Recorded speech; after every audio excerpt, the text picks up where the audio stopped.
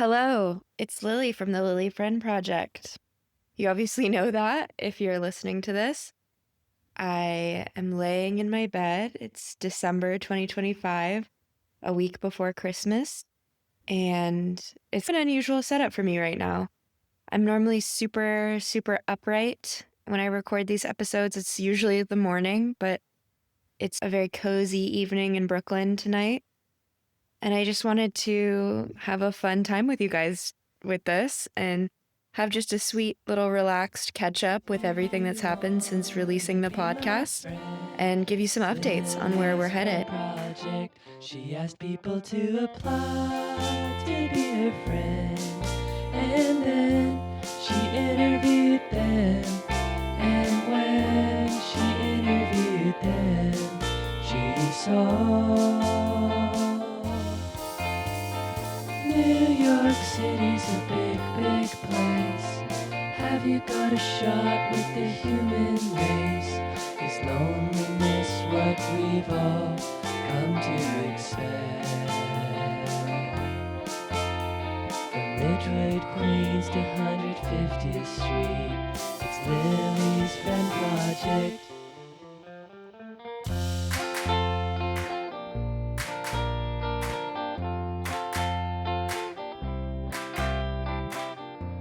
I think there's a specific kind of loneliness that comes from having individual friends, but not a shared friend group or something like that, like a group chat. And I'm really interested in exploring that in this podcast in the future. That's going to be the big focus for season 2. But to be honest with you, I'm really unclear on what shape that will take. It doesn't feel as structured as season 1 to me right now. And I think that studying community in the way that I want to study community is actually going to take a really long time and might not be as easy to formalize in a lot of ways as friendship. What I've decided to do for the podcast is I'm going to separate the podcast. I'm going to have a more formalized season structure, and then in between, I'm going to do a talk show. More on that later.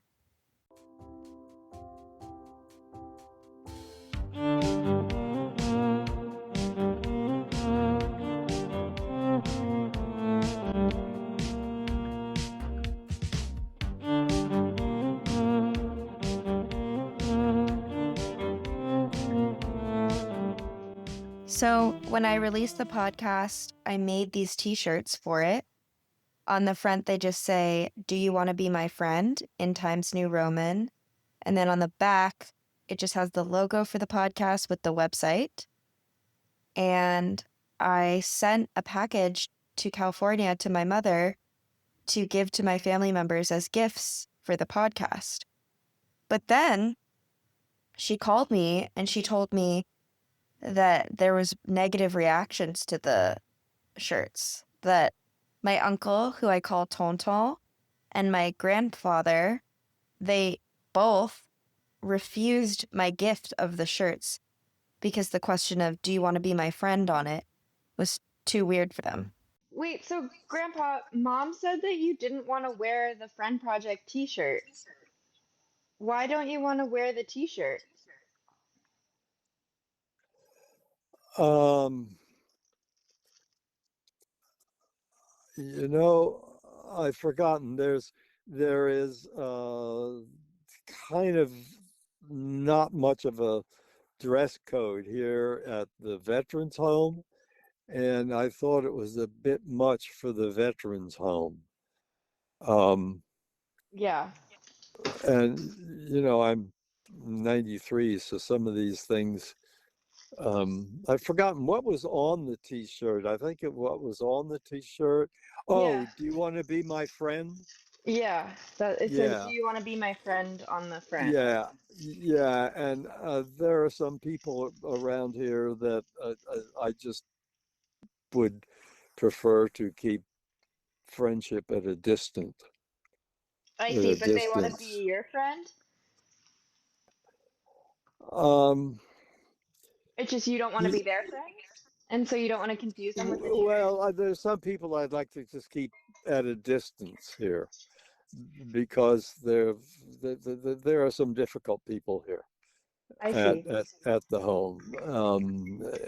And we have to live with each other day by day, and I'm polite, but Yeah. I also think there might be some blowback about that. I really got why my grandpa didn't want to wear the shirt or why he couldn't. Just some context for you. My grandfather is 93 and he lives in a veterans home. So that really makes sense to me. But I was really confused with my uncle because my mom said he didn't even want to wear it to go to sleep. Okay, so mom said that you didn't want to wear my podcast t-shirt. And I was just hoping you could, like, tell me why. Oh, I guess I generally don't wear letters with sayings on them. Maybe I Yeah. don't like the attention it attracts. Yeah. Um, I'll wear it around the house, but I just don't want to wear it out in public, I guess. But I didn't know Yeah. if the whole point was that it be worn in public. No, you could have worn it at nighttime if you wanted to. I just like you can do whatever you want. It was like just a gift for like my Yeah. mom. I made the shirt, so I just thought, oh, I just give them to my uncle. Why not give you one? Oh, yeah, and I didn't know that. I mean, it came as a big box, and your mom said, "Yeah, those are Lily's shirts she's sending us." I guess there was the idea that one was for me. I think there was a little misunderstanding there. It was Okay. it felt like here's a bunch of shirts. Do you guys want one? No, I I mean, yeah. but that's fine, honey. Yeah, if it's a gift, then I definitely want it, and I'll keep it, and I'll wear it. I realized to get to the bottom of this mystery, I would have to contact the originator of this whole thing, my mother. Okay, so remember how you said that Tonton and Grandpa didn't want to take the shirts because they were afraid of wearing a shirt that said, "Do you want to be my friend?" on it? Right. Well, I called both of them today, and Tonton, I feel like neither of them understood that I was giving them the gift of the shirt. Tonto said that you just said that there was a box of shirts and they could take one if they wanted. But that he would be happy to take a gift if I was offering it to him. Do you think he's bullshitting me? I have no idea. It could have been my words. I don't remember, Lil. I just remember saying, "Look, these are Lily's t-shirts," and I might not have said to them, "And this is a gift she's giving you." I may not have said that. But I said I'm pretty sure I said to Grandpa, I said, "Lily wanted you to have one." Yeah. Well, Tonto specifically was like, because I remember when you were telling me about this, I was like, well, they don't have to wear the shirt in broad daylight. Like they could just fold their laundry in it. And you were like, no, the idea of just even having it is like too much for them. But Tonto said, I won't wear it in public, but I would like to support you. Okay. Maybe I didn't phrase it so that, I mean, I figured they knew that they had the right to wear it the way they wanted to wear it. Right. That they were like they. Unfortunately for me, I don't think that this mystery will ever be resolved. However, I did try my best for you guys, so I hope you appreciate it. I do think there is something very vulnerable about wearing a shirt that says, "Do you want to be my friend?" on it. Even in my experience of wearing it, I've definitely had some people come up and just walk up to me and go, "Yes." which is really, I actually did not anticipate that being a phenomena, funnily enough, when I created the shirts. I just thought it would be like a slogan on a shirt, and I was trying to pay homage to the philosopher Richard Reeves, who in his video about the loneliness epidemic says that the most vulnerable question you can ask in this day and age to another human is, do you want to be my friend? So I thought it would be an interesting exercise to put it on a shirt. But it was interesting because even my family was negotiating their relationship to this thing that I had now put out in the world. And that was fun to see real time.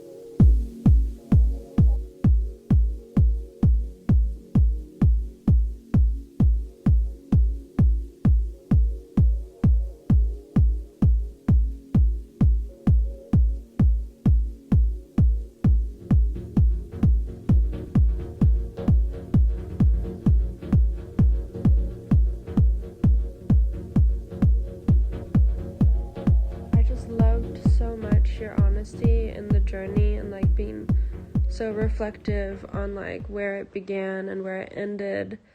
I think that like makes it a really beautiful story to follow, and also like your discovery in the process, and also then like, you know, giving credit to all these people that you met along the way. And I don't know, I imagine like it felt really good even for me just to hear you say my name in that episode. I can imagine that like for all the people that you interviewed and that you like are referencing, you told their stories in such a beautiful way. I think that I can imagine it's probably also really powerful them to have that feedback from you. It's really attentive, it's really touching.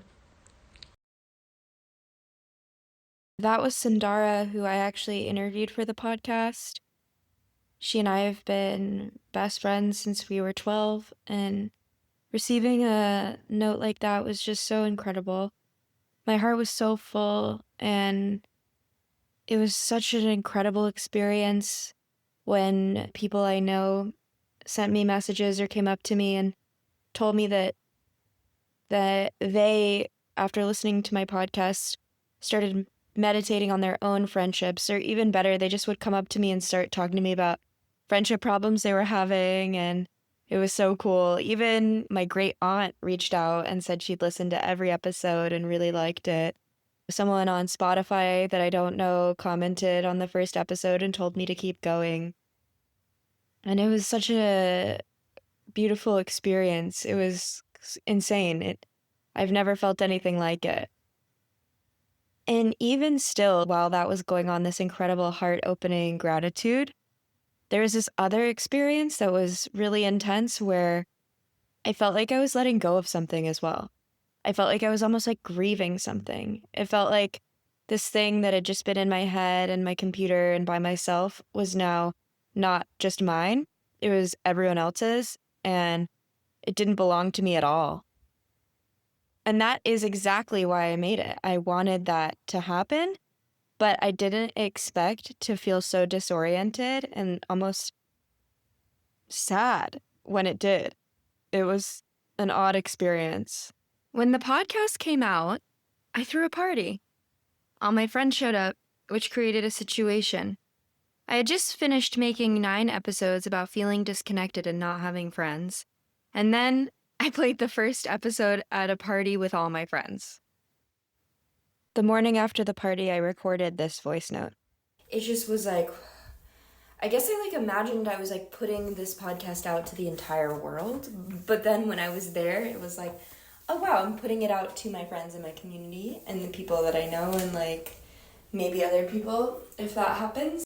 Just feels like it all leads back to community. Over time, I'm feeling good about giving it away. I'm feeling good about this project being not just mine, not just my friends, maybe just my friends and mine, whoever's it wants to be, and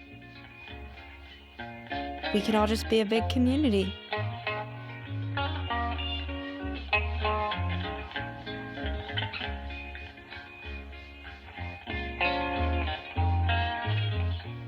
In order to get more listeners when the project came out, I went back to my initial method of flyering to spread the word.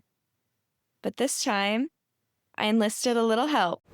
I just dropped off the flyers at a McDonald's across from Port Authority to this man called Martin the Flyer guy. He's gonna put up like 800 of them like across in like 6 areas of Manhattan, and then I'm going to like flyer in Brooklyn mostly. He said that he does it himself. He was really fun. I also had help putting up the flyers. Emma, a friend that I've made through the Friend Project, helped me one day.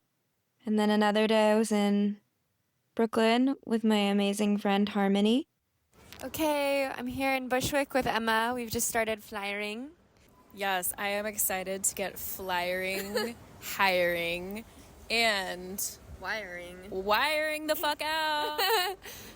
We're out here in Sunset Park. I'm here with my friend Harmony. Say hi. Hi. Then, in September, something truly crazy happened. I got an email from the New York Times. A reporter had just seen some of my flyers around Brooklyn, and they wanted to know if I'd talk to them about the project. The article came out in mid-October, and it was about flyers in the digital age. It was about different people who chose flyers to advertise for various things in order to cut through like the noise of the digital age. And there was so many different people featured in that article. And then at the end of it, there's me. The article quoted me saying stuff about loneliness in cities and how it's a background condition. It was really interesting. It's named something that I hadn't really articulated yet about the flyers being like a methodological thing. It was like the medium is connected to what the podcast is about. And it was interesting because it's got me thinking that promoting the podcast is also about connection. The podcast is about the flyers. The flyers lead to conversations or new listeners. And then the conversations become the podcast, and then the new listeners become the audience for the podcast. So the flyers and the podcast are like an Ouroboros, and they're like a loop, and it's all connected. And it was really funny because being featured in the New York Times didn't really lead to more listeners or more engagement in any way, but it really just felt like a cosmic tap on the shoulder to keep going. It was amazing.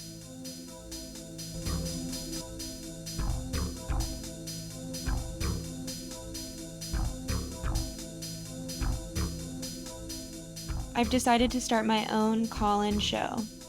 It's gonna be just the regular Lily Friend Project, but a talk show version while I sort out season 2.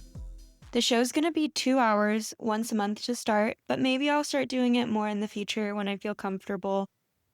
So here's how it's gonna work. I'll open each show talking about something from the week related to friendship or community.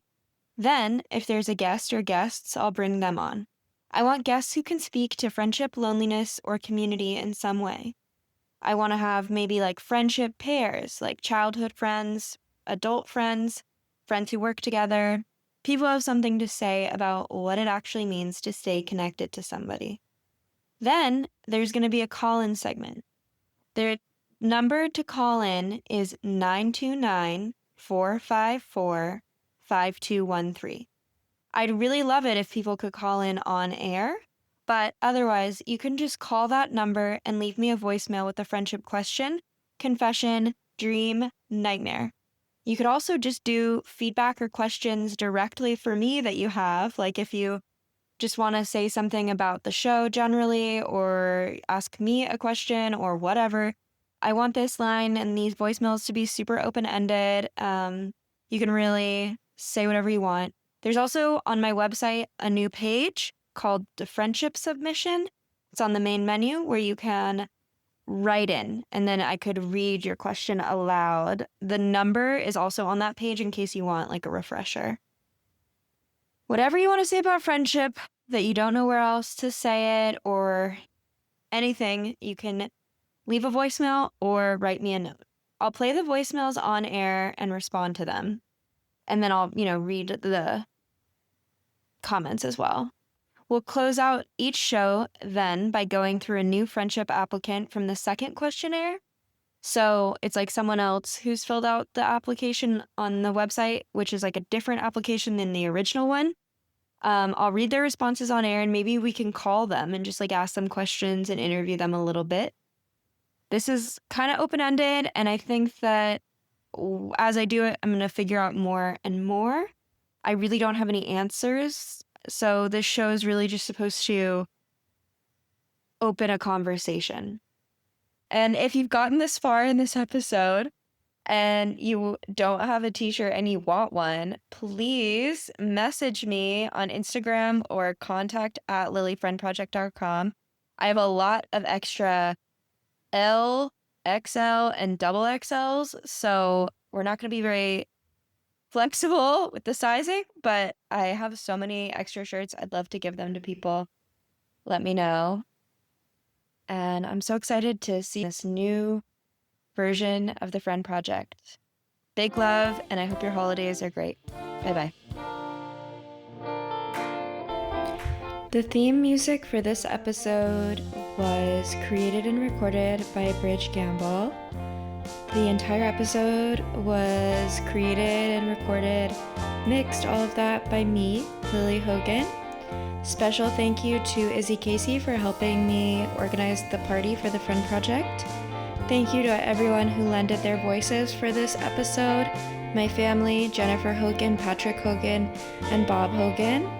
Thank you to Emma Swiderski, Harmony Reynolds, and Sundara Ziegler for your voices throughout the episode. And again, thank you to everyone who listened. Goodbye.